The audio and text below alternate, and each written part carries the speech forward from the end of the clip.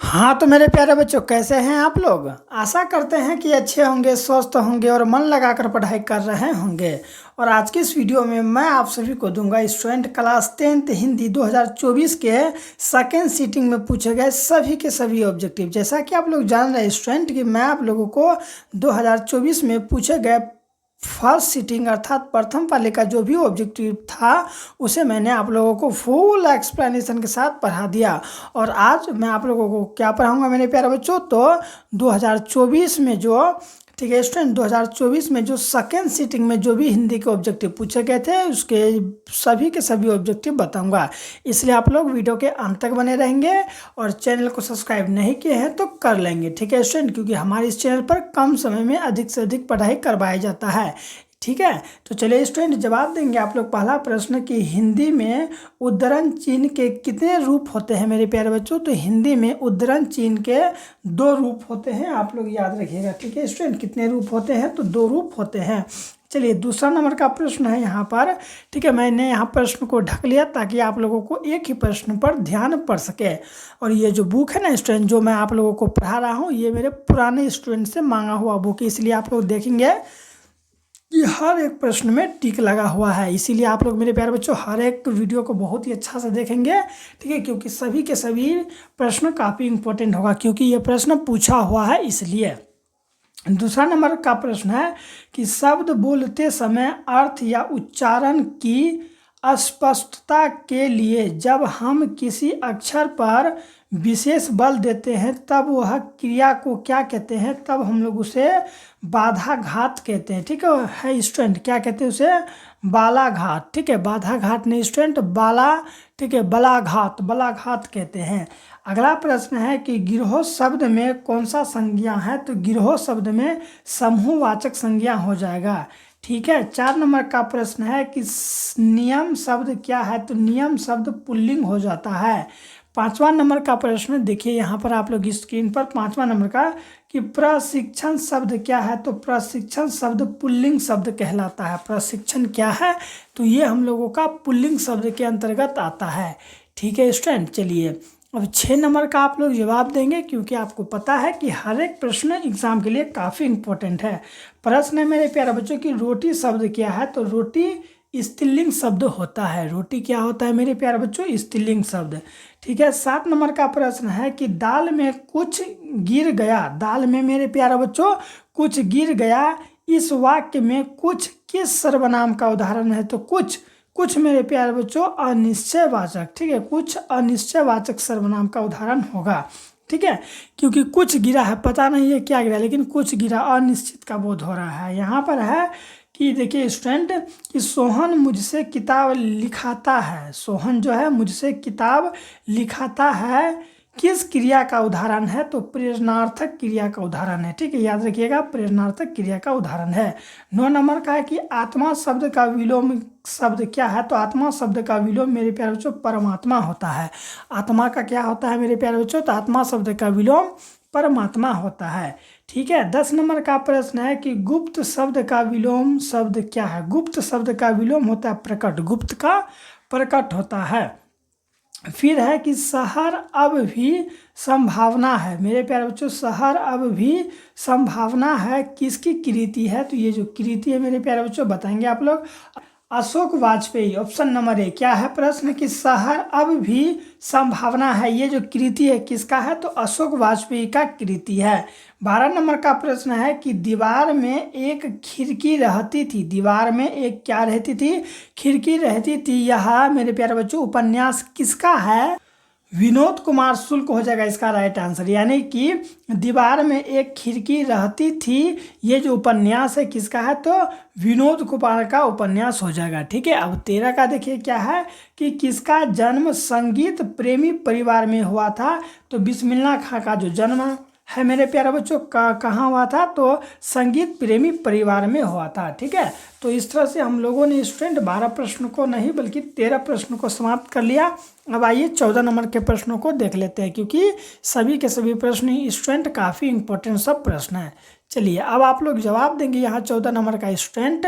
ठीक है स्टूडेंट मेरे प्यारे बच्चों, चलिए यहाँ पर जवाब दीजिए क्या है कि अहिंसा दिवस के रूप में किसका जन्म दिवस मनाया जाता है? तो महात्मा गांधी जी का जो जन्मदिन है वो अहिंसा दिवस के दिन के अवसर पर मनाया जाता है 2 अक्टूबर को। गुरु नानक ने किस धर्म का प्रवर्तन किया था? सिख धर्म का प्रवर्तन किया था। फिर है कि अपने पदों में कृष्ण का लीला गान किसने किया था? तो किसने किया था? रसखान जी ने किया था। आप लोग हर एक प्रश्न का तैयारी कर लेंगे। घनानंद की भाषा क्या है? तो घनानंद की भाषा मेरे प्यारे बच्चों क्या हो जाएगा? व्रज भाषा। भारतेंदु युग के कवि कौन है? तो प्रेमघन जी जो है ये भारतेंदु युग के कवि है। नेक्स्ट है 19 नंबर का कि किस कृति पर सुमित्रा नंदन पंत को भारतीय ज्ञानपीठ पुरस्कार मिला था? तो चिदम्बरा पर। चिदम्बरा पर क्या हुआ था? भारतीय ज्ञानपीठ पुरस्कार मिला था। ठीक है स्टूडेंट, आइए अब हम लोग 19 तक तो देख लिए, अब हम बाकी के प्रश्नों को देख लेते हैं। यहाँ पर है 20 नंबर का स्टूडेंट कि निम्न में कौन राष्ट्र कवि है? राष्ट्र कवि कौन है? तो रामधारी सिंह दिनकर कौन है? तो राष्ट्र कवि है। ठीक है, अगला है कि अत्यंत शब्द में कौन सा उपसर्ग है? तो अत्यंत शब्द में अति उपसर्ग हो जाएगा।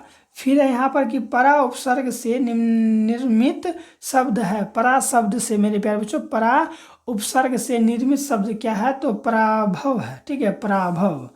फिर है यहाँ देखिए 23 नंबर का प्रश्न है कि सुजावट शब्द में कौन प्रकार प्रत्यय है? सुजावट शब्द में कौन प्रत्यय है? तो आवट प्रत्यय हो जाएगा, आवट प्रत्यय। 24 का है कि खिलाड़ी शब्द में प्रत्यय है। खिलाड़ी शब्द में आरी प्रत्यय होगा। खिलाड़ी शब्द में मेरे प्यारे बच्चों कौन सा प्रत्यय होगा? तो खिलाड़ी शब्द में आरी प्रत्यय होता है। ठीक है, नेक्स्ट देखिए 25 नंबर के प्रश्न अब क्या है यहाँ पर कि लड़ाका शब्द में कौन प्रत्यय है? तो आका प्रत्यय है। ठीक है, 26 नंबर का है कि जो लोग परिश्रम करेंगे उन्हें सफलता अवश्य मिलेगी, किस वाक्य का उदाहरण है? तो ये मिश्र वाक्य का उदाहरण हो जाएगा। चलिए 27 नंबर का देखिए क्या है कि असहायों की सहायता करने वाले आप सर्वत्र प्रतिष्ठित हैं, किस पदबंध का उदाहरण है? तो ये सर्वनाम पदबंध का उदाहरण हो जाएगा। चलिए स्टूडेंट 28 नंबर का देखिए क्या है यहाँ पर। ठीक है, क्योंकि हम लोगों ने 27 नंबर तक प्रश्न देख लिया।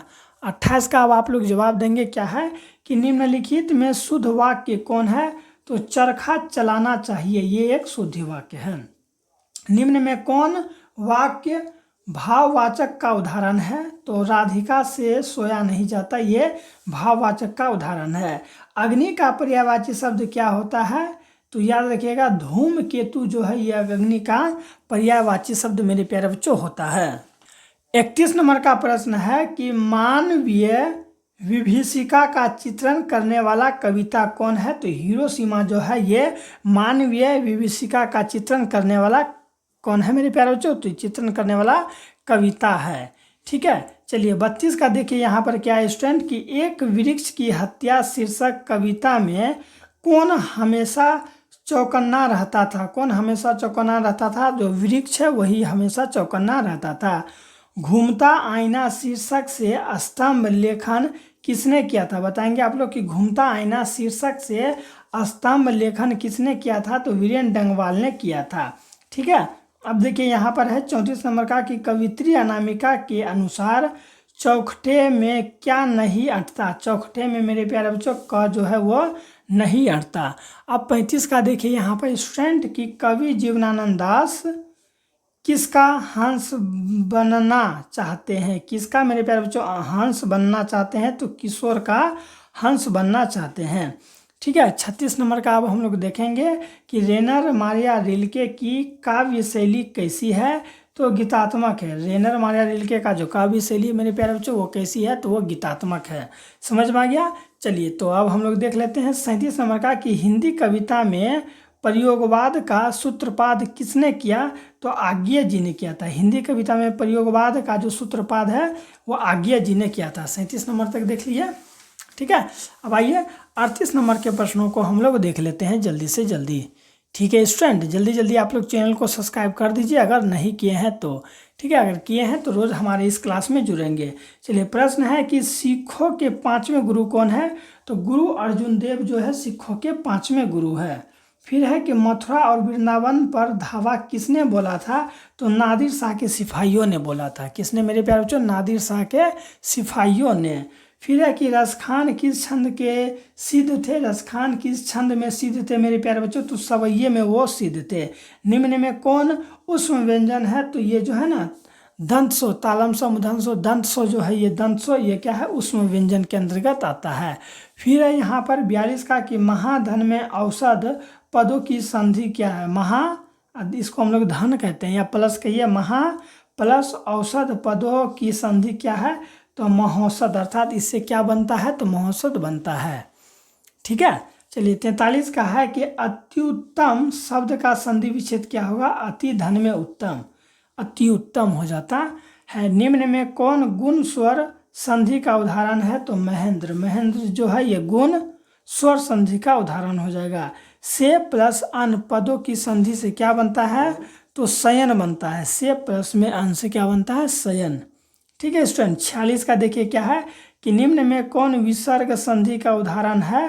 तो यशोदा जो है ये विसर्ग संधि का उदाहरण हो जाएगा।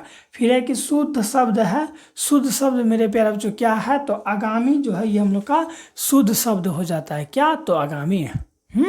चलिए आइए यहाँ पर 48 का देखते हैं क्या है कि सोहन मोहन को रुपये देता है, किस कारक का उदाहरण है? तो ये कर्म कारक का उदाहरण हो जाएगा। सोहन जो है वो मोहन को क्या देता है? तो रुपये देता है। किस कारक का उदाहरण है? कर्म कारक का उदाहरण है। अगला है सीता छत से कूद पड़ी, किस कारक का उदाहरण है? तो यहाँ अलग होने का बोध है, क्योंकि जब सीता छत से कूदी तो वो अलग हो गया, इसलिए अपादान कारक हो जाएगा। ठीक है, अशुद्ध शब्द है तो प्रशंसा जो है ये अशुद्ध शब्द है। ठीक है, मगम्मा किसके लिए मिठाई लाई थी? तो पोते के लिए मिठाई लाई थी। इन प्रश्नों को अगर आप लोग गलत करते हैं तो समझ लीजिए कि आपका तैयारी अच्छा नहीं है। फिर है कि मदुरे को अंग्रेज किस नाम से पुकारते थे? तो मदुरा नाम से पुकारते थे। ठीक है स्टूडेंट, ढहते विश्वास कहानी में कैसी समस्या का वर्णन किया गया है? चलिए आप लोग बताएंगे यहाँ कैसी समस्या का वर्णन किया गया है ढहते विश्वास पे? तो बाढ़ की समस्या का वर्णन किया गया है। फिर है स्टूडेंट यहाँ पर कि दही वाली मगम्मा किस भाषा की कहानी है? तो कन्नड़ भाषा की कहानी है। ठीक है, किस भाषा की मेरे प्यारे बच्चों? कन्नड़ भाषा की। सीता के पुत्रों के नाम है, सीता के पुत्रों का नाम क्या है? कैलाश, नारायण एवं बिज्जू है। ठीक है, फिर है यहाँ पर किसका वातावरण वल्ली अम्मा को भयभीत कर जो है कि दिया था? तो अस्पताल, अस्पताल का जो मेरे प्यारे बच्चों क्या था? तो वातावरण जो था वो वल्ली अम्मा को क्या कर दिया था? भयभीत कर दिया था। ठीक है, याद रखेंगे आप लोग इन सभी चीज़ों को। फिर है कि राधा किसकी पत्नी थी? तो राधा जो है मेरे प्यारे बच्चों कैलाश की पत्नी थी, कैलाश की। आप लोग हर एक प्रश्न का तैयारी कर लीजिए, क्योंकि इतना करने के बाद मैं गारंटी ले रहा हूँ स्टूडेंट कि आप लोग बहुत ही अच्छा मार्क्स लाएंगे एग्जाम में। ठीक है, चलिए अब प्रश्न है हम लोगों का कि मैक्स मुलर ने सर्वविध संपन्न और प्राकृतिक सौंदर्य से परिपूर्ण यहाँ पर क्या है कि किस देश को कहा, किस देश को माना था? तो भारत को माना था मेरे प्यारे बच्चों। किसको माना था? भारत को। याद रखेंगे आप लोग। देखिए है कहीं ऑप्शन में भारत? तो ऑप्शन नंबर सी में देखिए भारत है ना यहाँ पर भारत, तो आप लोग इससे जाएंगे। फिर है यहाँ पर कि शहनाई को, ठीक है, सुशीलवादों में किसकी उपाधि मिली थी? तो शाह की उपाधि मिली थी। स्टूडेंट बाकी सब्जेक्ट का जो भी है ना स्टूडेंट ऑब्जेक्टिव, जैसे कि साइंस का, एसएसटी का, संस्कृत का, उसे भी आप लोग देखेंगे। हमारे चैनल के प्लेलिस्ट में जाइए और हर एक चीज़ वहाँ पर आप लोगों को मिल जाएगा। ठीक है स्टूडेंट, अब है कि संतु जो है मछली लेकर क्यों भागा? कुएं में डालने के लिए लेकर भागा था कि इसे हम लोग कहाँ डालेंगे? तो कुएं में डालेंगे। ठीक है, गदहा का पर्यायवाची शब्द क्या होगा? तो वैशाख नंदन, वैशाख नंदन जो है ये गदहा का क्या होता है? तो गदहा का मेरे प्यारे बच्चों ये पर्यायवाची शब्द होता है। फिर है कि राधा गई होगी किस काल का उदाहरण है? तो ये भूतकाल का उदाहरण है। राधा गई होगी, ठीक है, ये भूतकाल का उदाहरण हो जाएगा। समझ में आ गया 62 नंबर तक? चलिए 63 नंबर का देखिए मेरे प्यारे बच्चों कि 63 नंबर का प्रश्न क्या है यहाँ पर। ठीक है, 63 नंबर का प्रश्न क्या है? देखिए यहाँ पर प्रश्न है मेरे प्यारे बच्चों कि जानने की इच्छा के लिए एक शब्द क्या होगा? तो जिज्ञासा। जानने की जानने की इच्छा के लिए एक शब्द क्या होता है, तो जिज्ञासा होता है। ठीक है, जो देने योग्य है के लिए एक शब्द क्या होगा, देने के लिए देह। ठीक है, जो देने के लिए देह हो जाता है। अगला है कि खून पसीना एक करना मुहावरे का अर्थ क्या होता है, कठिन परिश्रम करना। खून पसीना एक करना अर्थात कठिन परिश्रम करना होता है। अपना उल्लू सीधा करना मुहावरे का अर्थ होता है कि अपना काम निकलना। अपना उल्लू सीधा करना, अपना काम निकलना। डिबिया शब्द का बहुवचन क्या होता है, तो डिब्बियाँ होता है। ठीक है, डिबिया शब्द का बहुवचन डिब्बियाँ हो जाता है। ठीक है, चलिए अब है 68 का। देखिए मेरे प्यारे बच्चों, 68 का प्रश्न क्या है यहाँ पर कि शोकग्रस्त शब्द में कौन समास है, तो तत्पुरुष समास है। किसमें, तो शोकग्रस्त शब्द में। अब है 69 का। देखिए क्या है कि निम्नलिखित में कौन शब्द अपादान तत्पुरुष समास का उदाहरण है, तो धनहीन। धनहीन जो है ये क्या है, अपादान तत्पुरुष समास का उदाहरण हो जाएगा। फिर है कि यथार्थ शब्द में कौन समास है, तो अव्ययी भाव समास है। यथार्थ शब्द में अव्ययी भाव समास है। निम्न में कौन द्विगु समास का उदाहरण नहीं है, तो आसातीत जो है ये द्विगु समास का उदाहरण नहीं है। फिर है कि लड़ाई शब्द में कौन सा प्रत्यय है, तो आई प्रत्यय है। लड़ाई, आई प्रत्यय हो जाता है। अगला प्रश्न है कि झूला शब्द में प्रत्यय है, तो आ प्रत्यय है। झूला शब्द में मेरे प्यारे बच्चों कौन सा प्रत्यय है, तो झूला शब्द में आ प्रत्यय हो जाता है। फिर है यहाँ पर कि 10 हाथ। ठीक है, 10 हाथ जगह में कौन विशेषण है, 10 हाथ। ठीक है, 10 हाथ में कौन सा विशेषण हो जाएगा मेरे प्यारे बच्चों, तो याद रखिएगा निश्चित परिणाम है। 10 हाथ फिक्स है कि 10 हाथ का ही बात हो रहा है। अब है यहाँ पर 75 का कि देवर्षि शब्द का संधि विच्छेद क्या हो जाएगा, तो देव प्लस में ऋषि मिलके देवर्षि बन जाता है। हिंदी में अनुनासिक वर्णों की संख्या कितनी है, तो 5 होता है। ठीक है, ज का उच्चारण स्थान तालु होता है। अंश शब्द का विशेषण आंशिक होता है। अंश शब्द का विशेषण आंशिक। टू द पॉइंट, हर एक प्रश्न को बारीकी से समझिए कम समय में। फिर एक निम्नलिखित में महाप्राण व्यंजक है, तो ये जो ठ है ये हम लोग का महाप्राण व्यंजक होगा। निम्नलिखित में कौन अघोष वर्ण है, तो छ मेरे प्यारे बच्चों अघोष वर्ण होता है। निम्नलिखित में कौन शब्द अव्यय है, तो एतैव। एतैव जो है ये हम लोग का क्या है, तो अव्यय है। अगला है यहाँ पर कि उसने नहाकर भोजन किया। उसने नहाकर भोजन किया, इस वाक्य में नहाकर कौन सी क्रिया है, तो ये पूर्वकालिक क्रिया है। उसने नहाकर भोजन किया, इस वाक्य में नहाकर कौन सी क्रिया है, तो पूर्वकालिक क्रिया हो जाएगा। ठीक है, फिर है कि भूख शब्द है, तो भूख हम लोग का स्त्रीलिंग शब्द के अंतर्गत आता है। भूख जो है मेरे प्यारे बच्चों स्त्रीलिंग शब्द के अंतर्गत आता है। लोटा शब्द क्या है, तो देशज है। लोटा शब्द देशज है। हरिद्र शब्द है, तो हरिद्र हम लोग का तत्सम शब्द है। अगला प्रश्न है कि अजायब कौन शब्द है, तो अजायब हम लोग का विदेशज शब्द के अंतर्गत आता है। ठीक है, 87 का देखिए क्या है कि ऐसे शब्द जो दो शब्दों के मेल से बनते हैं और जिनके खंड सार्थक होते हैं उसे क्या कहते हैं, तो उसे हम लोग यौगिक शब्द कहते हैं। मेरे प्यारे बच्चों कौन सा शब्द कहते हैं, यौगिक शब्द। ठीक है, चलिए फिर यहाँ पर कि पंकज शब्द क्या है, तो योगरूढ़ शब्द होता है। पंकज योगरूढ़ शब्द के अंतर्गत आता है। चलिए स्टूडेंट, यहाँ तक हम लोगों ने देख लिया। कहाँ तक, तो 88 प्रश्नों को हम लोगों ने समाप्त कर लिया। अगर अभी तक मेरे प्यारे बच्चों आप लोग मेरे चैनल को सब्सक्राइब नहीं किए हैं तो जल्द से जल्द कर लेंगे। और अगला प्रश्न का जवाब आप लोग खुद से देंगे स्टूडेंट कि अथाह शब्द में कौन सा उपसर्ग है, तो अ उपसर्ग हो जाएगा। अधिराज शब्द में कौन सा उपसर्ग है, तो अधि। उपसर्ग प्रत्यय जब आप लोग डिटेल में पढ़े होंगे तो वहाँ पर विस्तार से जरूर पढ़े होंगे। ठीक है, और मैं आपको सिलेक्टेड प्रश्न करवा देता हूँ। भारत सौभाग्य नामक नाटक के नाटककार कौन है। ठीक है, जो भारत है सौभाग्य नाटक, भारत सौभाग्य नाटक नामक, ठीक है, नामक नाटक के नाटककार कौन है, तो बद्री नारायण चौधरी, जिसे हम लोग प्रेमघन कहते हैं, वही है।